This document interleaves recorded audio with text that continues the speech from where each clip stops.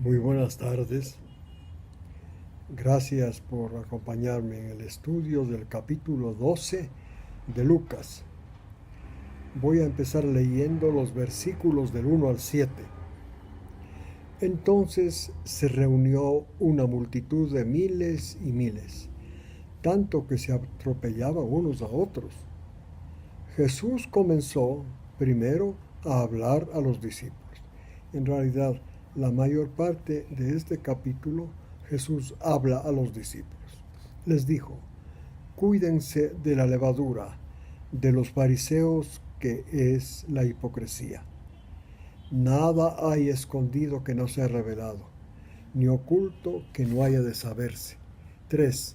Por esto todo lo que ha sido dicho en la oscuridad se oirá en la luz, y lo que ha sido susurrado en las habitaciones será proclamado en las azoteas.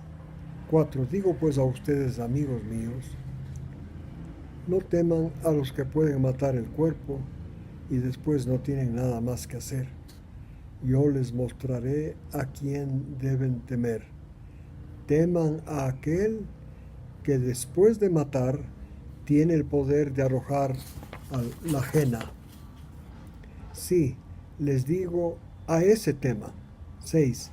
No se venden 2 pajarillos por 2 monedas, y ninguno de ellos está olvidado de Dios. 7. Es más, los cabellos de la cabeza de ustedes están contados.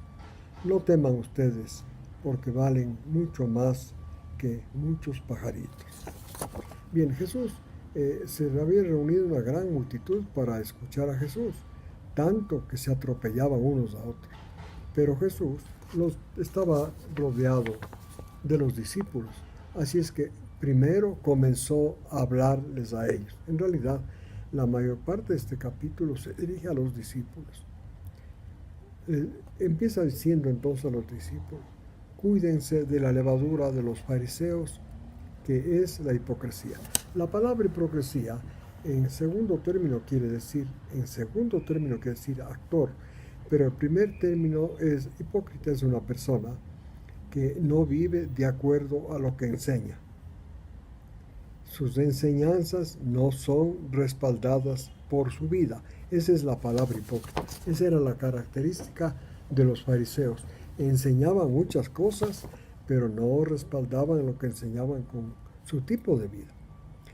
También Jesús dijo que nada hay escondido, los dijo a los discípulos, que no sea revelado, ni oculto que no vaya a saberse. Los fariseos y muchas personas en el mundo, actualmente en el mundo, tienen la costumbre de hacer cosas en secreto. Jesús está diciendo que nada va a quedar en lo secreto, todo va a ser revelado. Lo que ha sido dicho en la oscuridad será revelado en la luz. Lo que fue susurrado en las habitaciones será proclamado en las azoteas. Digo pues a ustedes, Jesús les dijo, ahora les dijo: no teman, amigos míos, a los que pueden matar el cuerpo, pero no pueden hacer nada más. Tengan miedo del que puede matar el cuerpo y luego mandar a la ajena.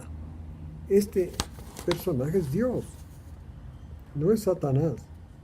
Dios es el que tiene capacidad para matar y luego mandar a la ajena. La ajena como símbolo de ese lugar que ocurrirá en el futuro, cuando sean botados al lago de fuego y azufre todas aquellas personas que rechazaron la fe en Jesús, rechazaron la salvación que gratuitamente les ofrecía a Dios. Les digo a ese tema. 6. Por otro lado, dijo, no tengan temor, porque, claro, ellos estaban con temor por el asunto de que los dirigentes religiosos tenían poder, cierto poder, ¿no es cierto? Y ya habían amenazado a Jesús matar.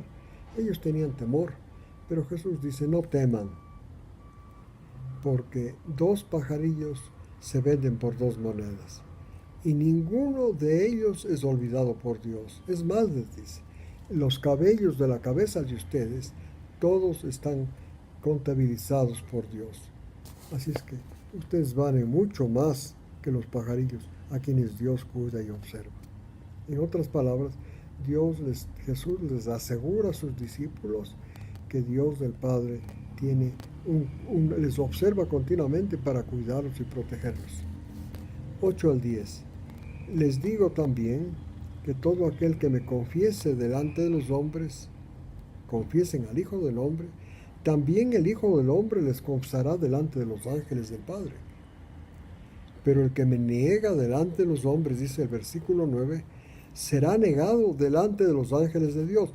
Es el que niega a Jesús, es aquel que rechaza su vida, la historia de su vida, como la única fuente de salvación. 10. Y todo aquel que diga una palabra contra el Hijo del Hombre, se le perdonará, pero aquel que hable contra el Espíritu Santo no será perdonado. En otras palabras, el Espíritu Santo es el que viene y redarguye, convence de la salvación que se realizó en Jesús, accesible a cualquier persona que preste atención. Es obra del Espíritu Santo. Por eso el que rechaza estos argumentos del Espíritu Santo está cometiendo el pecado que Jesús lo llama imperdonable. Versículos 11 y 12. Cuando sigue hablando a sus discípulos, cuando los llamen a las sinagogas y ante gobernantes y autoridades, no se preocupen de qué van a hablar en defensa propia o lo que van a decir. 12. Porque el Espíritu Santo en esa misma hora les enseñará lo que van a decir. Ustedes pueden hacer absoluta seguridad. El Espíritu Santo es un compañero que nunca se aparta de la persona que ha prestado atención a la descripción, a la historia del sacrificio de Jesús. Versículos 13 al 21. Ahora ya la multitud, estos miles que estaban, uno de ellos se dirigió a Jesús y le dijo: Maestro, dígale a mi hermano que divida la herencia conmigo. Jesús le contestó: Hombre, ¿quién me ha puesto de juez o de árbitro sobre ustedes? Y entonces, dirigiéndose a la multitud, dijo: Estén atentos y cuídense de toda forma de avaricia, porque aunque algunos tengan abundancia, su vida no está en los bienes. Porque les digo esta parábola. La tierra de un hombre rico había producido mucho, y él pensaba dentro de sí: ¿qué haré? Ya no tengo dónde almacenar mis cosechas. 18. Entonces dijo: ya sé lo que haré. Derrumbaré mis graneros y edificaré otros más grandes, y allí almacenaré todo mi grano y todos mis bienes. 19. Y diré: alma mía, tienes muchos bienes depositados para muchos años, así que descansa, come, bebe y diviértete. 20. Pero Dios le dijo: necio, esta noche te reclamará tu alma. ¿Para quién será lo que has provisto? Así es el que acumula tesoros para sí y no es rico para Dios, que en cualquier momento pierde su vida y entonces lo que acumuló, ¿para qué sirve? Ahora bien, tenemos que recordar que en el judaísmo, en los judíos que escuchaban a Jesús, eran discípulos de los maestros de la ley. Si ustedes leen Deuteronomio 28, verán que los premios que Dios, el pago por la obediencia a la ley, era riquezas, bienestar material en todas las formas aquí en la tierra. De tal forma que los judíos, cuando escuchaban a Jesús, que él se oponía a este gran valor que daban los judíos a sus riquezas, porque mostraban que eran observadores de la ley según Deuteronomio 28. Y entonces se admiraban y se sorprendían que Jesús les decía que se cuiden de la avaricia. Esto es acumular bienes, ¿no es cierto? Porque en cualquier momento pueden perder. Dios puede llamarles a quitarles la vida y pierden todas sus riquezas. De tal forma que Jesús se oponía a, a lo que la ley Deuteronomio decía, que el premio para los que guardan la ley es toda clase de bienestar material aquí en la tierra. 22 del 34. Ahora, dirigiéndose a sus discípulos, les dijo: por esto les digo, no se preocupen por su vida que comerán, ni por su cuerpo que vestirán. Porque ellos, los pobres, no solo se preocupaban, digamos, por tener para sus necesidades básicas, sino también la conciencia les molestaba, porque la ley, Deuteronomio 28, decía que los que obedecen la ley tienen las bendiciones, toda bendición material aquí en la tierra. Y entonces Jesús vino a enseñar otra cosa. Dice: no se preocupen por su vida, qué comerán, ni por su cuerpo que vestirán. 23. Porque la vida es más que el alimento, y el cuerpo más que la ropa. Consideren los cuervos, que no siembran ni cosechan, no tienen bodegas ni granero, y Dios los alimenta. ¿Cuánto más valen ustedes que las aves, que los cuervos, ¿no es cierto? 25. ¿Quién de ustedes, por ansioso que esté, puede añadir una hora al curso de su vida? 26. Si ustedes no pueden hacer algo tan pequeño como alargar su vida una hora, ¿por qué se preocupan por lo demás? Quiere decir Jesús, nadie tiene capacidad para velar por suplir las necesidades de la vida, por más que se preocupe. Dios hace ese papel, pero esta era enseñanza a los discípulos, no se olvidarán. Versículo 22 dice: ¿cuánto vale más ustedes ante Dios que las aves? 25. ¿Quién de ustedes, por estar ansioso, puede añadir una hora a su vida? Nadie, en absoluto. Así es que si no pueden hacer algo tan pequeño, ¿cómo van a suplir las necesidades de su vida? Ese es trabajo de Dios.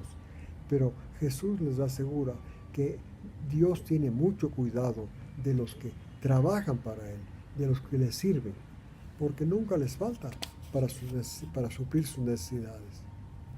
Consideren, dice, los lirios del campo, el versículo 27. ¿Cómo crecen? No trabajan ni hilan, pero les digo que ni Salomón en toda su gloria se vistió como uno de ellos. Versículo 28. Si Dios viste a la hierba del campo, que hoy es y mañana es arrojado al horno, ¿cuánto más hará por ustedes, hombres de poca fe? Entonces Jesús está diciendo que realmente en esos días, en ese tiempo, todavía la historia de Jesús no estaba completada, no estaba relatada, estaba recién realizándose. Jesús se refiere que la fe significa confiar en Dios. Pero una vez que muere Jesús, hay que distinguir que la fe mayormente ya no es confiar en Dios por las necesidades, ya no es mayormente eso, sino retener y valorar la historia de Jesús como la fuente única de salvación. Así es que el versículo 29 dice: ustedes no busquen que han de comer, ni que han de beber, ni estén preocupados, porque los gentiles hacen esto. La gente del mundo hace esto. Está ansiosamente buscando todas las cosas. Pero el Padre de ustedes saben que necesitan todo esto. Busquen, dice el versículo 31, el reino de los cielos, el reino de Dios, y las cosas, toda cosa les será añadida. Busquen. El principal objetivo de la vida es la búsqueda, llegar a entender cómo es el reino de Dios para ser partícipe de él. Esto es lo que Dios quiere que los seres humanos hagan. Y a cambio de eso, pues, les suple sus necesidades. Así es que Jesús sigue diciendo esto, así es que vendan sus posesiones y den limosna. Al dar limosna, se hacen bolsas que no se deterioran y se hacen un tesoro en el cielo que no se agotará. En el cielo no se acercan ladrones, ni tampoco la polilla destruye. Al tesoro de dar limosna, de compartir. Al compartir lo que uno tiene con los demás, está haciéndose un tesoro en el cielo. Un tesoro que nunca desaparecerá. Esto es lo que dice Jesús, que siempre estará vigente. Y dice finalmente, donde está tu tesoro, está tu corazón. Si mi tesoro está en las riquezas de aquí de la tierra, ahí está mi corazón, quiere decir mis pensamientos. Y si mi tesoro está en el cielo, esto es, en la búsqueda de compartir lo que yo tenga con los demás, compartir lo que yo pueda compartir con los demás, mi tesoro está en el cielo. 35 al 40. Jesús sigue hablando a sus discípulos. No olvidemos que los discípulos estaban adelante y había una gran multitud que rodeaba a Jesús. Les dice a sus discípulos, tengan los lomos ceñidos y las lámparas prendidas. 36. Y ustedes serán parecidos a hombres que esperan al Señor de ellos cuando regresa de las bodas. Viene y golpea, ábranle pronto. 37.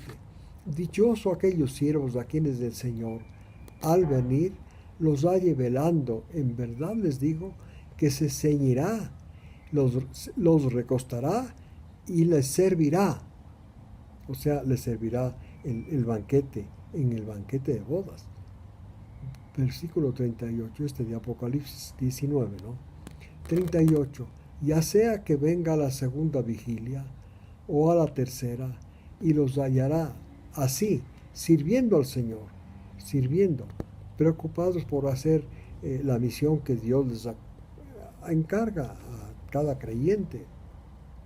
Ustedes pueden estar seguros de que el dueño de la casa, si es que habría sabido a qué hora iba a venir el ladrón, no habría permitido que el ladrón entre en su casa, porque usted hubiera estado velando, usted despierto, vigilando. También ustedes estén preparados, porque el Hijo del Hombre vendrá a la hora que no esperen.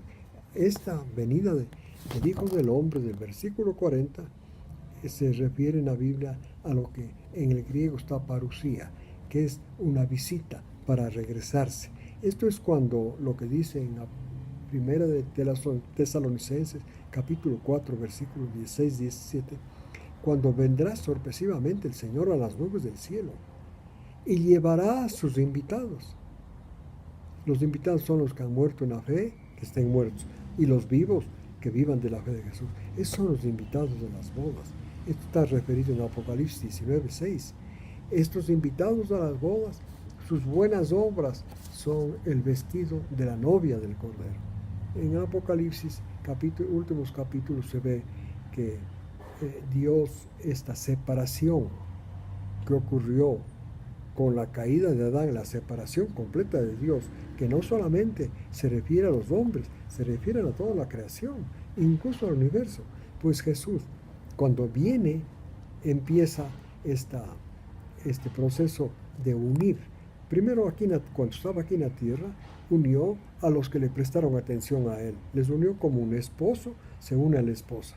Luego, en estos miles de años, casi 2000 años que han pasado, desde que Jesús se fue al cielo, ha habido la predicación del Evangelio, para que los seres humanos que le presten atención a la historia de Jesús sean unidos a Jesús, como una esposa a un esposo.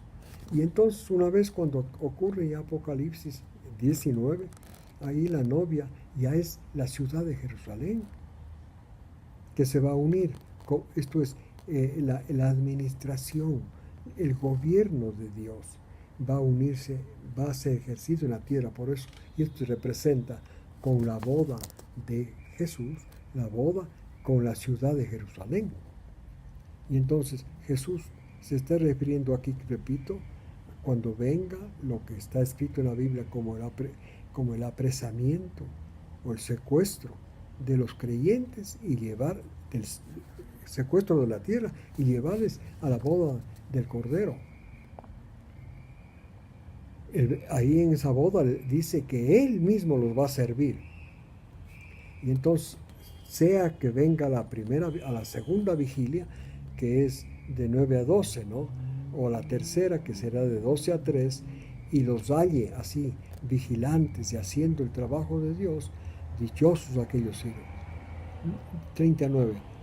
Dice que si el dueño de la casa supiera a qué hora viene el ladrón, estuviera vigilando y no dejaría entrar al ladrón. Esta forma, esta figura, Jesús emplea para describir esta parucía que ocurre antes, Jesús antes de la venida de Jesús para ocupar la tierra como gobernante. Esto ocurre antes y es secreta, por eso es comparada a la venida de un ladrón. Y por eso Jesús está recomendando que estén vigilantes los creyentes, para que no sean sorprendidos, sino que cuando venga su Señor los lleve. Así también dice el versículo 40, ustedes estén preparados, porque el Hijo del Hombre vendrá a la hora que no esperen.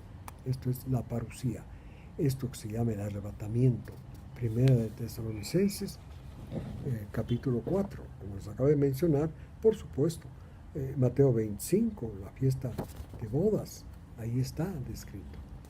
41 al 48. Entonces Pedro se había estado preocupando si esas instrucciones eran solo para ellos o para toda la multitud que estaba ahí. Le preguntó al Señor, versículo 41, entonces, Señor, ¿nos dices estas parábolas a nosotros o también a los demás? 42. El Señor respondió, ¿quién es? Les va a responder la pregunta a Pedro, si es solo para ellos o para todos. Vamos a ver. ¿Quién es el mayordomo fiel y prudente, a quien su Señor pondrá sobre sus siervos, para que a su tiempo les dé sus raciones? Lo que Jesús está diciendo es que ellos, los apóstoles, eran como los mayordomos, a quienes Jesús ponía frente a sus siervos para que les den el alimento a su tiempo. Por supuesto, el alimento que Pedro y ellos no era solo el material, eso iban a ser los diáconos, ¿no es cierto? Pero era también el espiritual. Eso es el trabajo de los mayordomos que Jesús tenía. Entonces, la respuesta es que Jesús, esas instrucciones que había dado, era para los apóstoles y discípulos.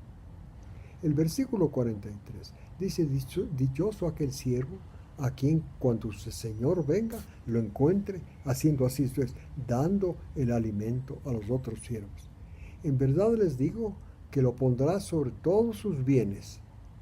Pero aquel siervo que dice en su corazón, mi Señor tarda en venir, y empieza a golpear a los criados y a las criadas, y a comer y a beber, y a embriagarse, 46, el Señor de aquel siervo llegará aquel día, cuando ese siervo no lo espere, y a una hora que no sabe, lo azotará severamente, y le asignará un lugar entre los incrédulos.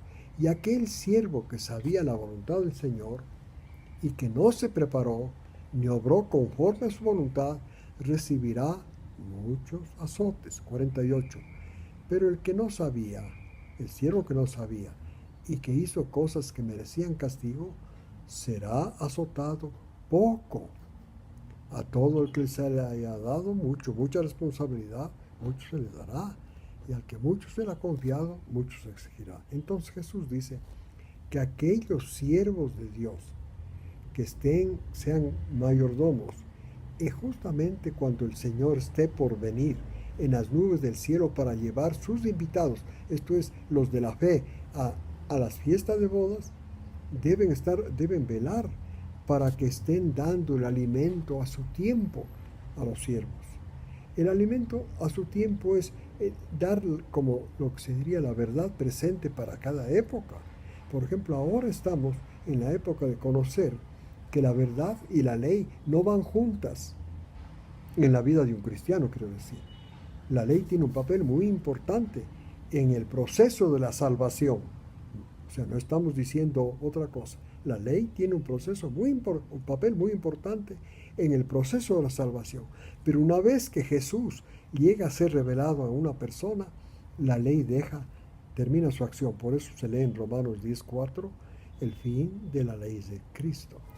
Bien, 49 a 53. Yo, Jesús dice, he venido a echar fuego sobre la tierra. Y cómo quisiera que ya estuviera prendido? 50. Pero de un bautismo, dice Jesús, tengo que ser bautizado. ¿Y cómo me angustia hasta que se cumpla? El bautismo de Jesús no se refiere al bautismo que recibió de Juan, sino al bautismo de su muerte.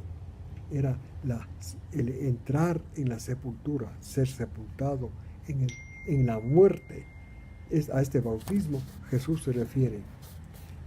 Luego sigue diciendo, no piensen que vine a traer paz en la tierra, no, sino división, porque desde ahora en adelante, por la enseñanza de Jesús, la enseñanza de Jesús era la gracia. Lo que se enseñaba hasta ese momento era la ley en Israel. Por eso Jesús vino a traer división. Realmente se dividió la sociedad. Habían al principio unos pocos, luego fueron miles los que se sumaron a la enseñanza de Jesús, la aceptaron, entraron en la gracia. Y otros, los que se opusieron, seguían en la enseñanza de la ley como fuente de salvación, que era una enseñanza bien equivocada a propósito, a pesar de que fue como inspirada por Dios en esa enseñanza, pero era con otros fines, era para que los que intenten obedecer la ley se den cuenta por experiencia personal que son incapaces y busquen la salvación en Jesús.